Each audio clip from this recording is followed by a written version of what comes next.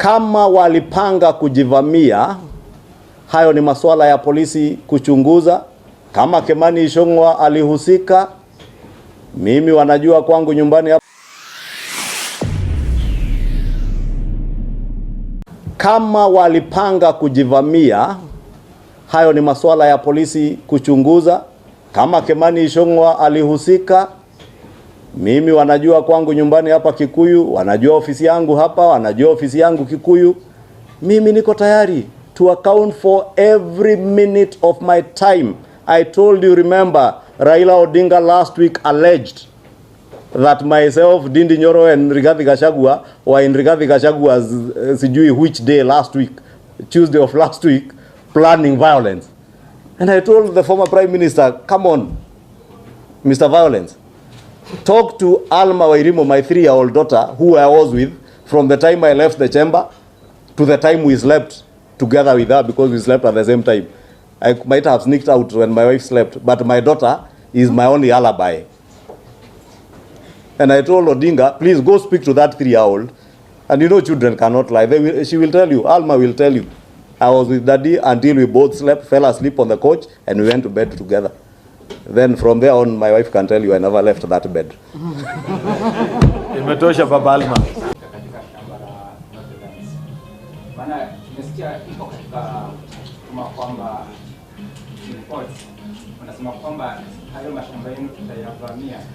Nilisema kweli? Ati? Sasa wacha nikuambie, ndio nimekuambia. Kwanza kusafisha jina, sina jina chafu. Walio na majina machafu wanajulikana Kenya hii.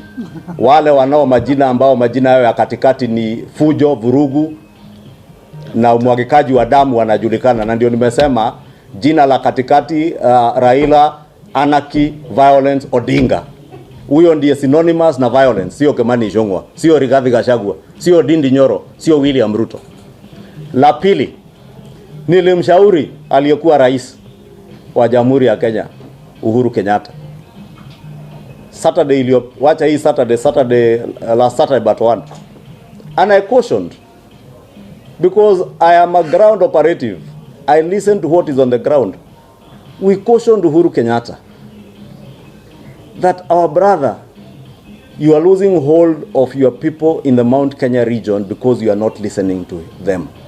When he was president, he refused to heed our advice.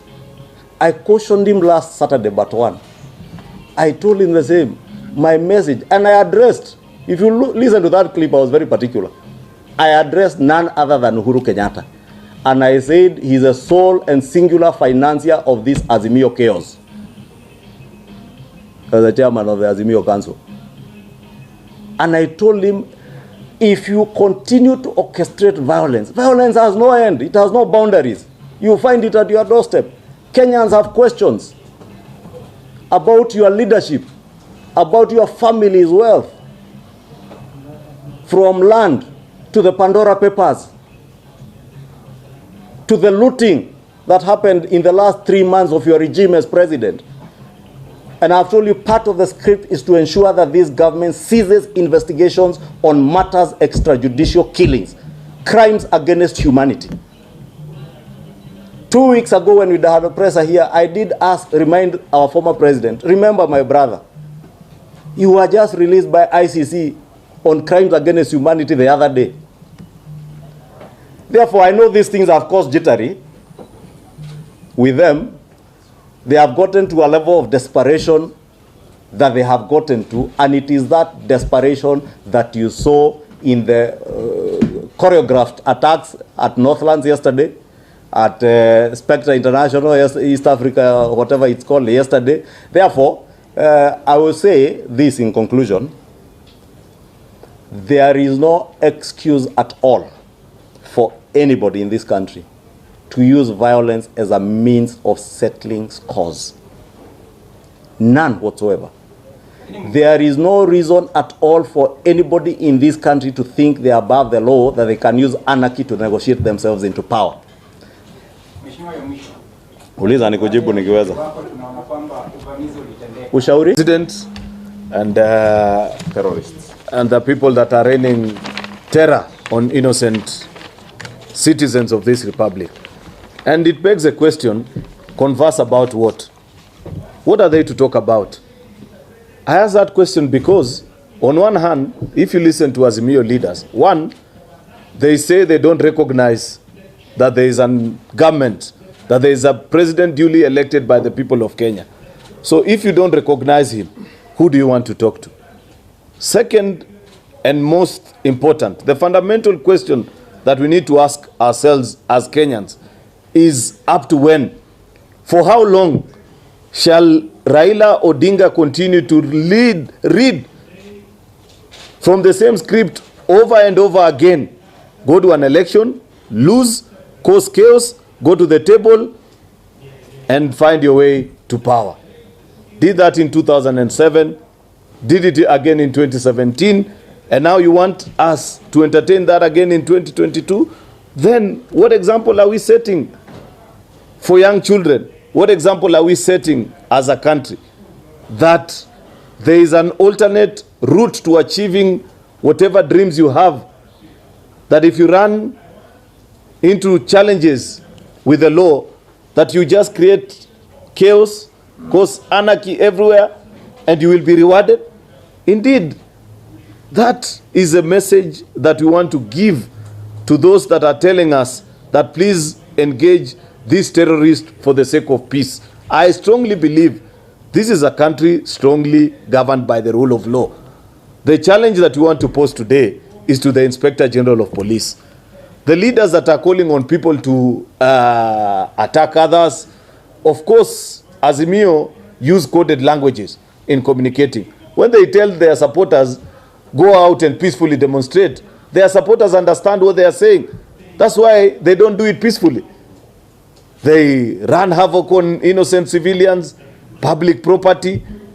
So please, dear Kenyans, let us join all of us in one voice and ask the Inspector General of Police to take action against those that are leading these demonstrations and those that are leading protesters in destroying other people's properties.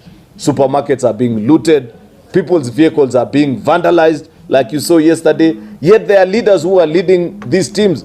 I'm sure there are cameras that are capturing these people as they go about these incidences. We want to see those people arrested and brought to book so that Kenyans can know that we are a country governed by the rule of law. That is a challenge that we have, a challenge of the rule of law. Lastly, is just to ask, what is it that Azimio are demonstrating about?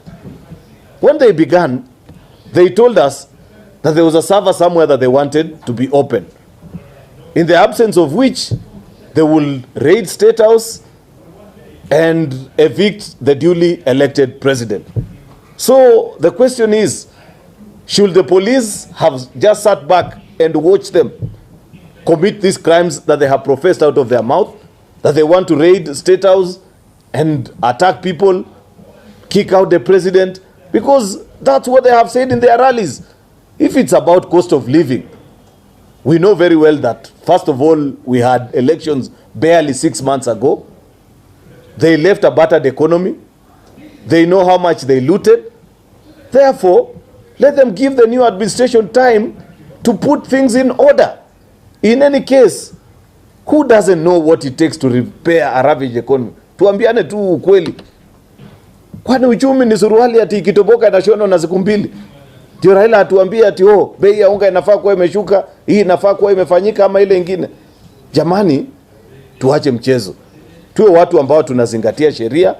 Tujue kama ni kweli Azimio wanasema wanataka kufanya maandamano na ni maandamano ya amani. Kwa nini basi hawaambii polisi? Wewe unaona mabarua ile wanaandika, wanasema watashika polisi wale wajavaa uniform na mambo kama hayo. Is that really a request for a peaceful demonstration? Why can't they write to the Inspector General of Police and say, we want to picket from time XYZ to time this, we will be taking this particular route? You want to be allowed the whole country. What about the rest of us who are not part of your mandamano? Where will we go about our business peacefully? Yet we know that you don't know how to peacefully coexist with others. Therefore, we urge Kenyans to shun these leaders that are causing division. We want to ask you, members of the press as well, not to with regards to the ongoing calls for dialogue. I hear there's a conversation that is gaining currency, that there should be dialogue.